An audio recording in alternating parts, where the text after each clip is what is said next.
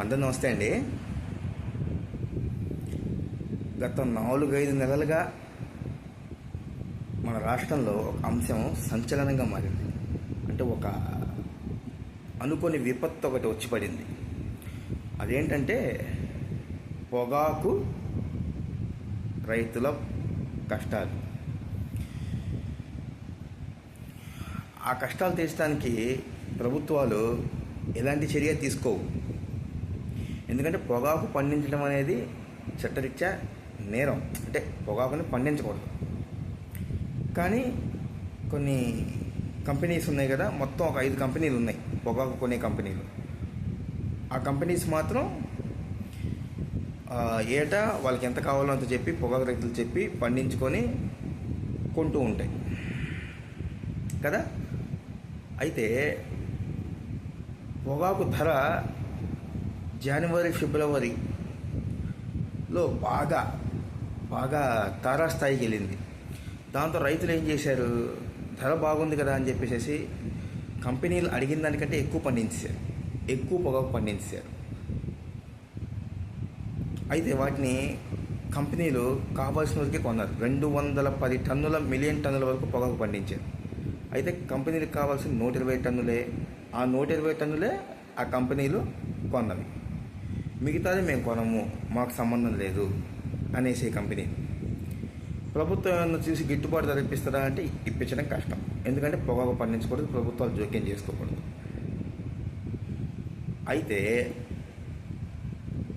పొగాకు అమ్మడం ద్వారా వచ్చిన ట్యాక్స్లు మాత్రం ప్రభుత్వాలు తీసుకుంటాయి, గవర్నమెంట్ తీసుకుంటుంది. సెంట్రల్ గవర్నమెంట్కి వెళ్తుంది, స్టేట్ గవర్నమెంట్కి వెళ్తుంది. కానీ పొగాకు రైతులకు కష్టం వస్తే మాత్రం ఏ గవర్నమెంట్ ఏ ప్రభుత్వం పట్టించుకోదు. ఇక్కడ మాత్రం రూల్స్ అడ్డం వస్తాయి. అయితే ఇక్కడ ఏమైందంటే ఈ పొగాకు ఎక్కువగా ఇటు మన ప్రకాశం డిస్ట్రిక్ట్ సైడే ఎక్కువ ఉంటాయి. అయితే పర్చూరు ఎమ్మెల్యే ఏలూరు సాంబశివరావు గారు దీన్ని ఇనిషియేటివ్గా తీసుకున్నారు. ఎందుకంటే ఈ పొగాకు నిల్వలు రాష్ట్రం మొత్తం మీద 210 మిలియన్ టన్నులు పొగాకు పండితే దానిలో 150 నుంచి 160 మిలియన్ టన్నులు ఈ మన పర్చూరు చుట్టుపక్కల ప్రాంతంలో, ఆయన నియోజకవర్గానికి సంబంధించిన ప్రాంతంలోనే ఎక్కువ పండుతుంది. సో రైతులు వెళ్ళారు, అతనికి మొత్తం ఎక్స్ప్లెయిన్ చేశారు.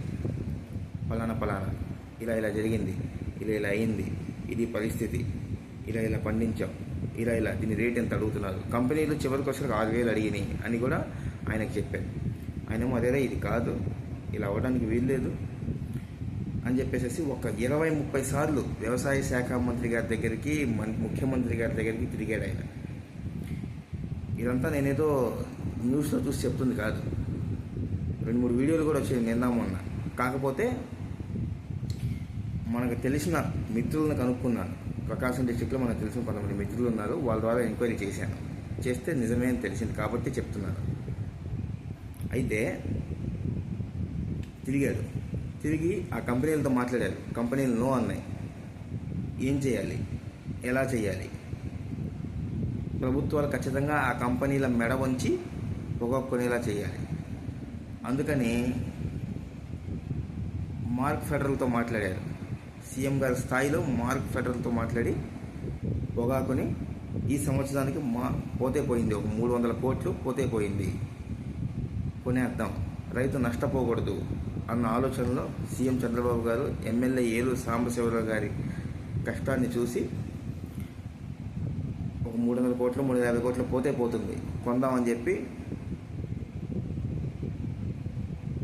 12,000 చొప్పున పొగాకుని కొనడం మొదలుపెట్టారు. గత 3-4 రోజులుగా కూడా పొగాకు అమ్మకాలు జరుగుతున్నాయి. 12-13,000. ఎందుకంటే ఇప్పుడు పొగాకు దగ్గర ఉంచుకుంటే పాడైపోతుంది. అది పాడవకూడదు.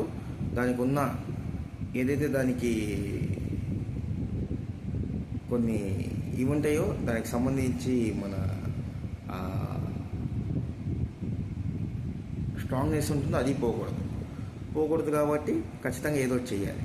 సో ఈ పని కోసం ఒక ఎమ్మెల్యే తన సొంత పనికి తిరిగినట్టు, తన సొంత పని అనుకోవాలి, ఎందుకంటే తన నియోజకవర్గమే కాబట్టి తన సొంత పని తిరిగినట్టు, ఇంట్లో పనికి తిరిగినట్టు 30-40 సార్లు తిరిగి సీఎం స్థాయిలో తీసుకొచ్చాడు. కానీ ప్రతిసారి ఇది కొనడం జరగదు. ఎందుకంటే ప్రభుత్వాలు దీన్ని జోక్యం చేసుకోకూడదు కాబట్టి ప్రతిసారి ఇది కొనడం జరగదు. కాబట్టి ఒక స్ట్రాంగ్ ఇన్స్ట్రక్షన్స్ ఇచ్చారు. ఎందుకంటే ఈ ఎమ్మెల్యే గారు కూడా ఆయన చదివింది హార్టికల్చర్ చదివాడు.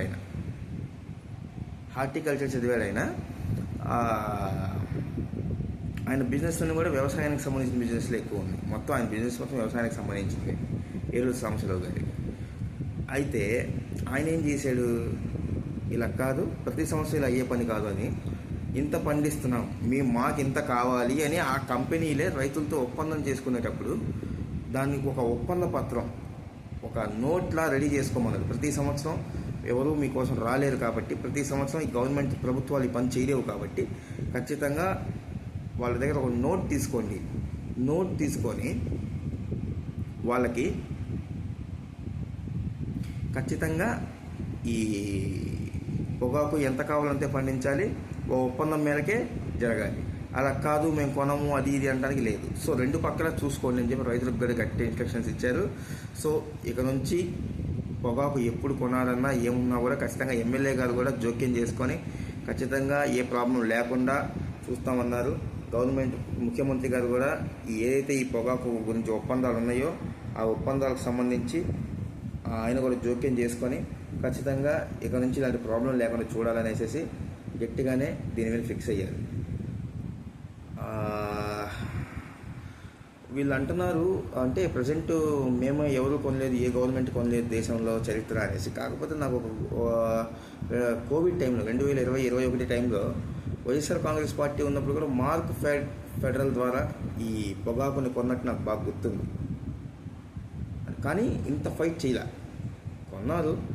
కాకపోతే ఇంత పోరాటం చేయలేదు, ఇంత నెక్స్ట్ ఇయర్కి కానీ ఆ నెక్స్ట్ ఇయర్కి కానీ ఇబ్బంది లేకుండా అనే ఆలోచన చేయలేదు. కాకపోతే వాళ్ళు కూడా కొన్నారు. ఉన్నది మనం మాట్లాడుకోవాలి. వాళ్ళు కూడా అప్పుడు ఆ 2020-21 టైంలో కృషి చేశారు. కాకపోతే ఈ ఎమ్మెల్యే గారు చేసింది మాత్రం సాహసం అనే చెప్పాలి, నిజంగా సాహసం. ఎందుకంటే ఏ ఎమ్మెల్యే కూడా ఆ రకంగా సాహసం చేయడు. అవ్వట్లేదయ్యా ఇదయ్యా అదయ్యా అని మినిమం 6 నుంచి 8 సార్లు కూర్చొని మాట్లాడుకున్నారు నిపుణులు అందరూ కూడా. ప్రిన్సిపల్ సెక్రటరీ కానివ్వండి, ప్రతి ఒక్కరు కూడా ఏం చేయాలో అర్థం కాలేదు. సో ఖచ్చితంగా సీఎం గారు ఇన్వాల్వ్ అయ్యి అంతా చివరికి సాల్వ్ చేస్తే ఇంత సాల్వ్ అయ్యింది. దీనికి ఖచ్చితంగా మనం అప్రిషియేట్ చేయాలి.